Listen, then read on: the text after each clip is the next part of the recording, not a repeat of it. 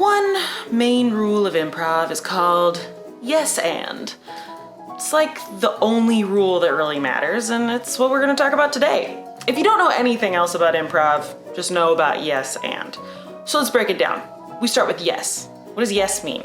That in any scene, if somebody offers you some kind of reality, somebody decides something, they say something in a scene that decides something about the world that you live in, you as a player have to agree to that reality that's been offered and add to it. The yes is, I agree. I think that that's right.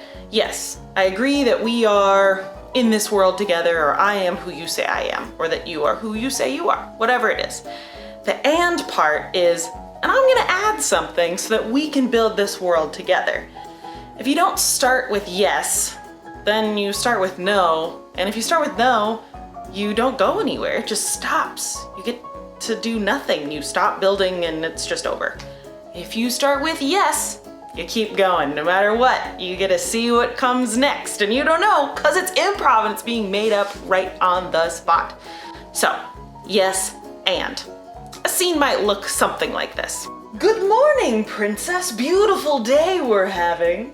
I'm gonna yes and that.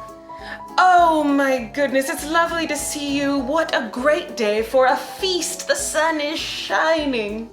Now, in that scene, the first person said, good morning. Okay, the reality is it's morning. That person was talking to a princess. Okay, so then the other character said, all right, yeah, I'm a princess, so I'm gonna respond as maybe a princess, and I'm gonna add something to it. The sun is shining. Okay, so it's a beautiful day. That's sort of, that's yesing what's going on. And we know that there's a feast happening today. So then we're getting some more ideas about what this scene might be about. Some common mistakes of yes and. You might think you're saying yes and, but you're really just saying yes, no and. Yes is a really good place to start, as we've already figured out, but you gotta and it, or else it doesn't really go anywhere and everything kind of gets put on that first person who decided something to begin with.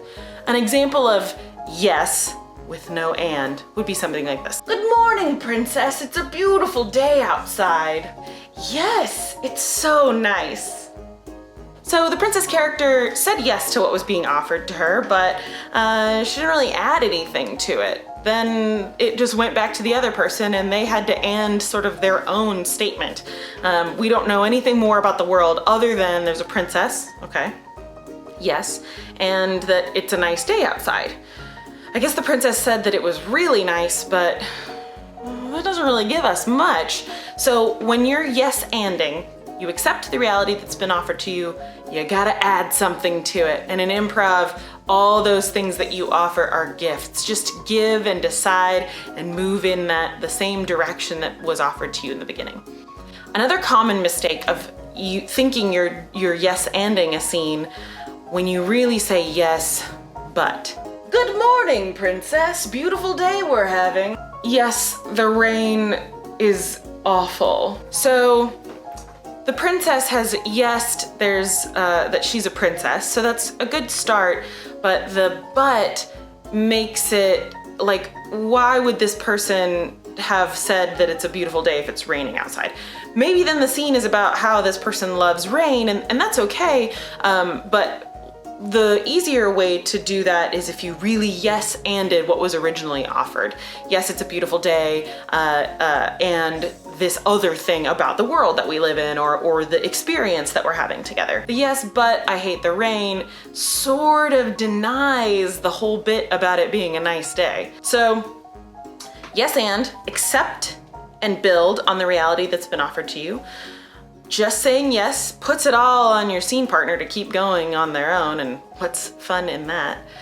Yes, but kind of, sort of says yes, but it kind of takes it in a different direction and doesn't really and the situation.